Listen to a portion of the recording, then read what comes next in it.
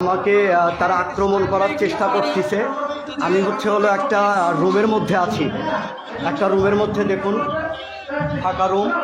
এই রুমের মধ্যে আমাকে রাখা হয়েছে। বাহিরের পরিস্থিতিটা খুব ঘোলাটে।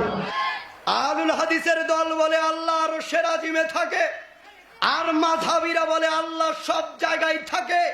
যে আমরা এই কথাই বলতে পারি, এইটা 100 মণ ওজন দিয়ে বলতে পারি, গলার জোর দিয়ে মুখের আওয়াজ দিয়ে বলতে পারি, আমরা আহলুল হাদিস মানুষ। বুকে যতক্ষণ দম আছে, দেহে যতক্ষণ শ্বাস আছে, আমরা এটাই পরিচয় দিব, আমরা হচ্ছে আহলুল হাদিস মানুষ। এই দেশে আল্লাহ নিয়ে ভেজাল।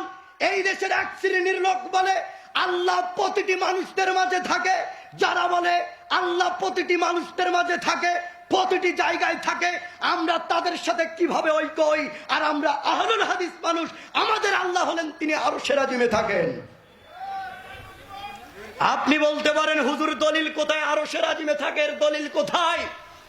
আপনারা তো হুজুররাই দলিল দেন, আপনাদের হুজুরে হুজুরে মিল নেই। আমি আপনাকে এটাই বলবো, হুজুরে হুজুরে কিভাবে মিল হতে পারি, কিভাবে আমরা ঐক্য হতে পারি? এক হুজুরের আল্লাহ প্রতিটি মানুষদের সাথে থাকে, আর এক হুজুরের আল্লাহ আরশের আজিমে থাকে। আমরা তাদের সাথে কিভাবে ঐক্য হই?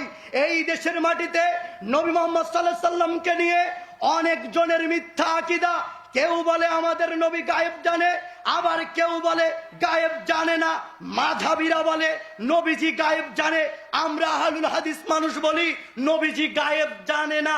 যারা বলে নবীজি গায়েব জানে, তাদের সাথে আমরা ঐক্য হই কি করে? যারা বলে নবীজি জিন্দা, তাদের সাথে আমরা কিভাবে ঐক্য হই? আর আমাদের নবী হচ্ছেন মৃত।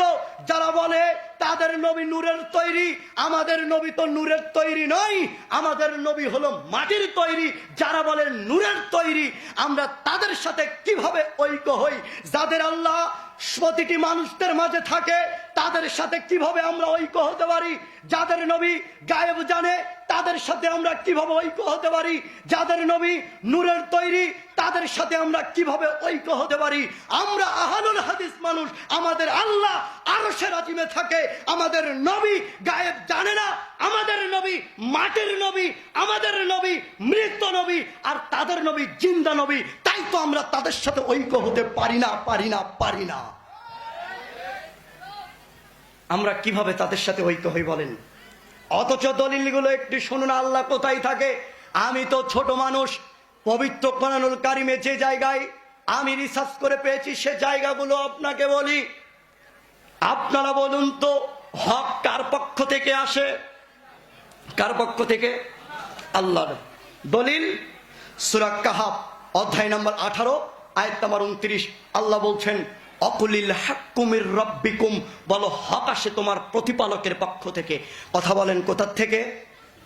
আরো জোরে বলেন কোথা থেকে? আল্লাহ কোথায় থাকেন সেটা পবিত্র কোরআনুল কারিমে তিনি 7 জায়গায় বলেছেন। আমি আপনাকে দলিলগুলো বলছি, আপনারা মিলে নেবেন। 7 নম্বর সূরা আরাফ আয়াত নম্বর 54, 13 নম্বর সূরা রাত আয়াত নম্বর 2, 10 নম্বর সূরা ইউনুস আয়াত নম্বর 3, 20 নম্বর সূরা তাহা আয়াত নম্বর 5, 25 নম্বর সূরা ফুরকান আয়াত নম্বর 59, 32 নম্বর সূরা সিজদা আয়াত নম্বর 4। আল্লাহ মোট 7টি জায়গায় একই কথা উল্লেখ করেছেন। আমি 20 নম্বর সূরা তাহার 5 নম্বর আয়াত বলছি। আল্লাহ বলছেন আর রহমানু আলাল আরশিস তাওয়া, দয়াময় আল্লাহ তিনি আরশের আজিমে থাকেন, তার জ্ঞান ও ক্ষমতা সর্বদাই, তবে তিনি সব জায়গায় বিরাজমান। আরো একটি দলিল শোনেন, সহিহুল বুখারী 1145 নম্বর হাদিস। আল্লাহ প্রত্যেক রাতের শেষ অংশে প্রথম আসমানে নেমে আসে। তাহলে বলুন, আল্লাহ যদি সব জায়গায় থাকে, তাহলে আল্লাহকে কেন সপ্তম আসমান থেকে প্রথম আসমানে কেন নামতে হয় বলেন? কথাটা বুঝতে পেরেছেন? আরো একটা দলিল শোনেন, আল্লাহর নবীজি মিরাজে গেলেন বাইতুল্লাহ থেকে বাইতুল মুকাদ্দাস, বাইতুল মুকাদ্দাস থেকে প্রথম আসমান, দ্বিতীয় আসমান, তৃতীয় আসমান, এইভাবে আল্লাহর নবী আল্লাহর নিকটবর্তী হলেন। 50 ওয়াক্ত সালাত নিয়ে আসলেন। চতুর্থ আসমানে মুসা আলাইহিস সালাতু ওয়াস সালামের সাথে দেখা। মুসা আলাইহিস সালাতু ওয়াস সালাম বললেন, আল্লাহর নবী আল্লাহ আপনাকে কি দিয়েছেন? মুহাম্মদ সাল্লাল্লাহু আলাইহি সাল্লাম বললেন, আল্লাহ আমার প্রতি এবং আমার উম্মতের প্রতি 50 ওয়াক্ত সালাত ফরজ করে দিয়েছেন, এতে আমি খুশি। তখন মুসা আলাইহিস সালাম বললেন, আপনার উম্মতটা পারবে না, আপনি ফিরে চলে যান।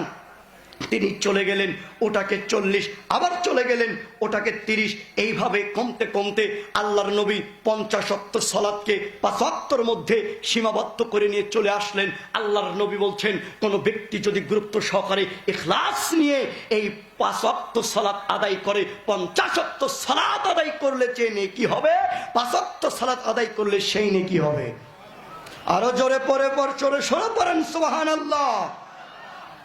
তাহলে 5 ওয়াক্ত সালাত আদায় করলে কত ওয়াক্তের সওয়াব পাওয়া যাবে? 50। তাহলে আপনারাই বলুন, আল্লাহ যদি সব জায়গায় থাকে, তাহলে আল্লাহর নবীকে কেন বাইতুল্লাহ থেকে বাইতুল মুকাদ্দাস থেকে কেন সপ্তম আসমানে যেতে হলো বলেন? আমি যদি বিস্তারিত বলতে চাই, যে কয়টা আকীদার ব্যাপারে বললাম, এক আকীদা, এই দেশের মাযহাবীদের আকীদা হলো আল্লাহ প্রতিটি মানুষদের মাঝে থাকে। এই দেশের মাযহাবীদের আকীদা হলো আল্লাহর নবী হচ্ছেন জিন্দা। এই দেশের মাযহাবীদের আকীদা হলো আল্লাহর নবী গায়েব জানে। এই দেশের মাযহাবীদের আকীদা হলো আল্লাহর নবী নূরের নবী। আর আমাদের আহলুল হাদিস মানুষ যারা আমরা, আমাদের আকীদা হলো আল্লাহ আরশের আজিমে থাকেন। আমাদের আকীদা হলো আমাদের নবী গায়েব জানে না। আমাদের আকীদা হলো নবীজি হলো মাটির তৈরি। আমাদের আকীদা হলো নবীজি গায়েব জানে না। এইগুলো এত পার্থক্য থাকার পরে আমরা কিভাবে তাদের সাথে ঐক্য হয়ে, আপনারাই বলেন, প্রশ্ন আপনাদের মাঝে রাখলাম।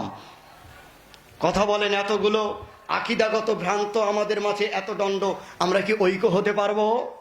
ঐক্য হতে পারবো না। এখন যে কথাগুলো বললাম, তখন আমাদেরকে যে দাওয়াতি কথাটা করলাম, দাওয়াতি কাজ করলাম, এখন আমাদের কি বলবে জানেন? এদেশের এক শ্রেণীর মাওলানা মুফতি আমাদেরকে কি করবে জানেন? যে এরা যে বলছে আল্লাহ আরশের আজিমে থাকে, এরা যে বলছে নবীজি গায়েব জানে না, এরা যে বলছে নবীজি মাটির তৈরি, এরা যে বলছে নবীজি হচ্ছে মাটির তৈরি, এরা নিশ্চয় এই দেশের শাইখ আব্দুর রাজ্জাক বিন ইউসুফের লোক। কথাটা বুঝতে পেরেছেন? আপনি বিশ্বাস করেন এই কথাটাই বলবে, আপনি সঠিক দাওয়াতটা দেবেন, তখন বলবে আব্দুর রাজ্জাক বিন ইউসুফের লোক, তখন বলবে এই আসাদুল্লাহ আল গালিবের লোক, তখন বলবে এই শহীদুল্লাহ খান মাদানির লোক। এইভাবে বলবে, তারা দাওয়াত নেবে না, তারা এইভাবেই বলবে এরা আব্দুর রাজ্জাক বিন ইউসুফের লোক। এই কথাই বলবে। সঠিকটা বুঝে যখন দাওয়াত দিয়েছে তাদেরকে, তখন তারা আহলুল হাদিস দোহাই দিয়ে সঠিকটা তারা বিরত থাকে, সঠিকটা মানা থেকে। তারা আমাদেরকে বলে আমরা লামাযহাবী, তারা আমাদেরকে বলে আমরা ওয়াহাবী, তারা আমাদেরকে বলে আমরা ইহুদিদের দালাল, তারা আমাদেরকে বলে আমরা হচ্ছে এই দেশের শ্রেষ্ঠ মুনাফিক। আরে বেটা, আহলুল হাদিসটা যদি শ্রেষ্ঠ মুনাফিক হয়, তাহলে তোমরা মুনাফিকি করনি, তার কি প্রমাণ আছে? তোমরা দেখো, মুনাফিকি তোমরাই করেছো। আমরা আহলুল হাদিস মানুষ, আমরা কখনো মুনাফিকি করিনি।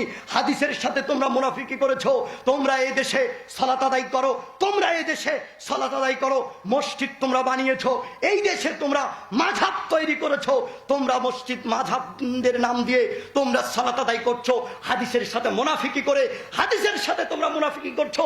দেখো, তোমাদেরকে দেখাই তোমরা মুনাফিক না আমরা আহলুল হাদিস মুনাফিক। দেখো, তোমরা যখন সালাতে দাঁড়াও, তোমরা ফাঁকা ফাঁকা করে দাঁড়াও, 2 টাক করে 3 টাক করে ফাঁকা ফাঁকা করে দাঁড়াও, অথচ স্পষ্ট হাদিস, এই হাদিসকে তোমরা মানো না। বলবেন হুজুর এই স্পষ্ট হাদিস কোথায় দলিল দেন? যারা শিক্ষক আছেন, কওমির শিক্ষক, যারা বুখারী পড়ান, তারা দেখবেন ভারতের ছাপা মূল ভলিউম সহিহুল বুখারীর 100 নম্বর পৃষ্ঠায় 21 নম্বর লাইন থেকে কয়েকটি হাদিস উল্লেখ আছে। ওখানে দেখে আসবেন সালাতের সৌন্দর্যতা, পায়ের সাথে পা মিলিয়ে দাঁড়াতে হবে। আল্লাহর নবী বলছেন, মান সাদ্দা ফুরজাতান ফি সাফা রাফাকাহুল্লাহু বিহা দারাজাতান ওয়া বানালাহু বাইতান ফি জান্নাহ। যে ব্যক্তি কাতারের ফাঁকা জায়গা বন্ধ করবে, আল্লাহ তার জন্য জান্নাতে একটা ঘর নির্মাণ করবেন। আল্লাহর নবী বলছেন, যে ব্যক্তি কাতারে 2 জনের ফাঁকা জায়গাকে বন্ধ করবে, আল্লাহ তার একটি মর্যাদা বৃদ্ধি করে দিবেন। এই হাদিস তারা মানে না। আরে বেটা, তোমরা মাযহাবী, এই দেশের সবচেয়ে বড় মুনাফিক। কেন বুখারীর হাদিসকে তোমরা জাতিকে বলো না? কেন? যখনই বলবে তখনই তোমাদের আর ইমামতি থাকবে না। আমি কারো বিপক্ষে বললাম, আমি শুধু প্রতিবাদ করেছি, আমাদেরকে মুনাফিক হিসাবে গালি দেয়, এজন্য, আর কিচ্ছু না। তো আপনি দেখুন, রফুল দাইন করার হাদিস রয়েছে সহিহুল বুখারীর এর 102 নম্বর পৃষ্ঠায়, 102 নম্বর পৃষ্ঠায় প্রথম লাইন, 726 থেকে 730 পর্যন্ত, 31 পর্যন্ত 5টা হাদিস। আল্লাহর নবী বলছেন, একবার রফুল দাইন করলে 10টা নেকি, একবার রফুল দাইন করলে 10টা নেকি। এই হাদিস তারা মানে না। আরো আপনারা দেখুন সহিহুল বুখারীর এর 102 নম্বর পৃষ্ঠায় 19 নম্বর লাইন, বুকের উপরেও নয়, নাভির নিচেও নয়, মাঝ অংশে হাত বাঁধতে হবে। কিন্তু এই দেশের আলেম ওলামা, এই দেশের মুফতি, এই দেশের মাওলানা এই হাদিসগুলো জাতির সামনে অনুবাদ করে না। যখনই তারা এই হাদিসগুলো জাতির সামনে অনুবাদ করবে, যখন তারা এই হাদিসগুলো জাতিকে বলবে, তখন আর জাতি সেটা মেনে নিতে চাবে না। কেন? এটা বাপ দাদা পূর্বপুরুষ থেকে করে আসছে, তাই। কথাটা বুঝতে পেরেছেন? আহলুল হাদিস, আহলুল হাদিসটা হচ্ছে এই দুনিয়ার শক্তি। আহলুল হাদিসটা হচ্ছে এই দুনিয়ার সবচেয়ে শক্তি। মনে রাখবেন, যদি আপনার দেহে শ্বাস থাকে, শ্বাস থাকাকালীন কখনো কারো নিকট মাথা নত করবেন না। উচ্চ স্বরে গলায় আওয়াজ দিয়ে মনোবল শক্তি মজবুত করে একটাই পরিচয় দিবেন, আপনি আহলুল হাদিস মানুষ। কেন? চারদিকে যখন জুলুম ছিল, চারদিকে যখন ভয় ছিল, যখন আহলুল হাদিসদেরকে নিজেদের বকরি ভেড়া ছাগল মনে করত, তখন একজন লোক লোহার হাতুড়ির উপরে দাঁড়িয়ে বলেছিল, আরে শোনো, আহলুল হাদিসটা কারো বকরি ছাগল নয়, আহলুল হাদিসটা হচ্ছে এই দুনিয়ার শক্তি। আহলুল হাদিসটা হচ্ছে এই দুনিয়ার শক্তি। যেদিন আহলুল হাদিসের অস্তিত্ব উপলব্ধি হয়ে যাবে, সেই দিন কোন দল, কোন জামাত আহলুল হাদিস ছাড়া কখনো কোন দল বাতিলের সাথে মোকাবেলা করতে পারবে না। একমাত্র আহলুল হাদিস ছাড়া বাতিলের সাথে মোকাবেলা করতে পারবে না। একমাত্র আহলুল হাদিস ছাড়া বাতিলের সাথে মোকাবেলা করতে পারবে না। আহলুল হাদিসদের আকীদা এত শক্তিশালী, আহলুল হাদিসদের আকীদা এত মজবুত, এরা বলে, শোনো, আমাদেরকে তোমরা ফাঁসির কাছে ঝোলাতে পারো, অসুবিধা নেই। আমাদেরকে তোমরা আমাদের শরীরে বন্দুক ঢোকাতে পারো, অসুবিধা নেই। আমরা ফাঁসির কাছে ঝুলতে রাজি, আমাদের শরীরে বন্দুক ঢোকাতে রাজি। তবুও আমরা কখনো ইমামের পিছনে সূরা ফাতিহা, ইমামের পিছনে জোরে আমিন বলা ছাড়বো না। আমরা আহলুল হাদিস মানুষ, আমাদের আকীদা এত মজবুত, আমাদের শরীরে বন্দুক ঢুকতে পারে, আমরা ফাঁসির কাছে ঝুলতে পারি, তবু আমরা রফুল ইদাইন করা ছাড়বো না। আমরা আহলুল হাদিস মানুষ, আমাদের শরীরে বন্দুক ঢুকতে পারে, আমরা আহলুল হাদিস মানুষ, আমরা ফাঁসির কাছে ঝুলতে রাজি থাকবো, তবু আমরা কখনো পায়ের সাথে পা মিলানো দাঁড়িয়ে কখনোই আমরা ফাঁকা ফাঁকা করে দাঁড়াতে রাজি না, ইনশাআল্লাহ।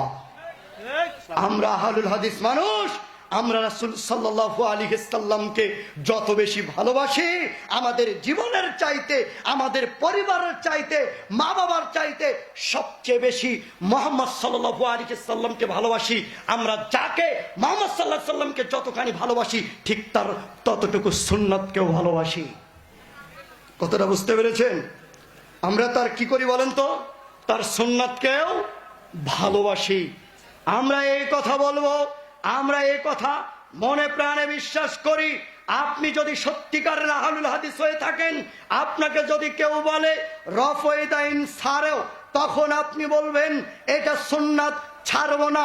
আপনাকে যদি বলে ইমামের পিছনে সূরা ফাতিহা পড়া বন্ধ করেন, আপনি বলবেন ওয়াজিব, আর একদিকে সুন্নাত, ছাড়বো না।